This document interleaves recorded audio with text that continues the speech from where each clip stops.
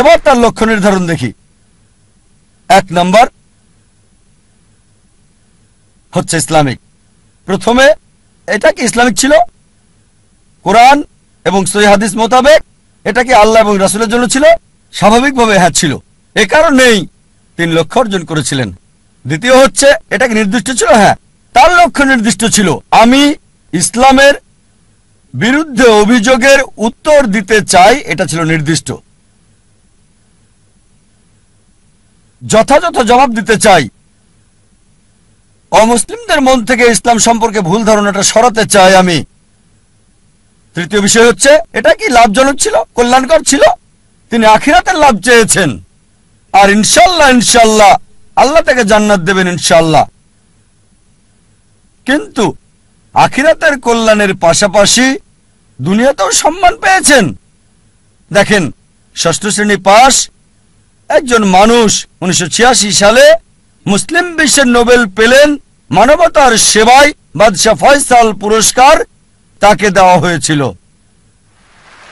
ষষ্ঠ শ্রেণী পাস লোক, তিনি পুরস্কারের জন্য করেননি। হয়তো পেয়েছেন $200, সেজন্য করেননি। পুরস্কারটা ছিল হয়তো স্বর্ণ, সেজন্য করেননি। তিনি করেছেন আল্লাহ এবং রাসূলের জন্য। আল্লাহ আখিরাতে পুরস্কার দেবেন, এই দুনিয়াতেও লাভজনক। তারপর এটা কি তীক্ষ্ণ ছিল, যথাযথ ছিল? খুবই তীক্ষ্ণ, যথাযথ সময়ে তার কৌশল সবকিছু যথাযথ ছিল। যখন খ্রিস্টান মিশনারিরা মুসলিমদের বদনাম করত, আমাদের অবস্থান ছিল যখন একেবারে নিচে। এই মানুষ শেখ আহমেদ দিদার হাজার হাজার তরুণকে অনুপ্রাণিত করেছিলেন এবং আমাকেও। অন্তত আমরা মাথা উঁচু করে দাঁড়াতে পারি ভালোভাবে। তারপর এটা কি পরিমাপযোগ্য? হ্যাঁ। তিনি কি করলেন?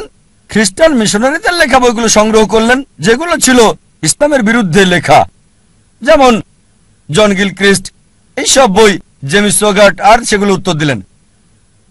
যখন তারা কোরআন এবং ইসলামকে আক্রমণ করত, তিনি জবাব দিতেন তাদের বাইবেল থেকে। কোরআনের আয়াতগুলো সেগুলোর উপরে প্রয়োগ করতেন আর ফলাফল পেতেন পরিমাপযোগ্য। এরপর তার নিয়ত কি ছিল?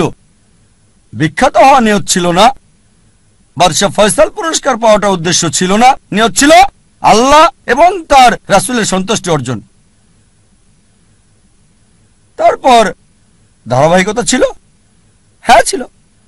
চিন্তা করেন, তিনি সংগ্রাম করেছেন 40 বছর।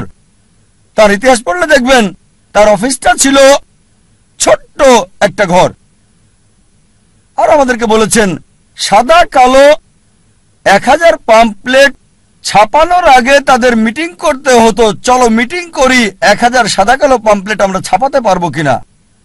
মাশাআল্লাহ, ধারাবাহিক লক্ষ্যে পৌঁছার আগ পর্যন্ত সংগ্রাম করেছেন।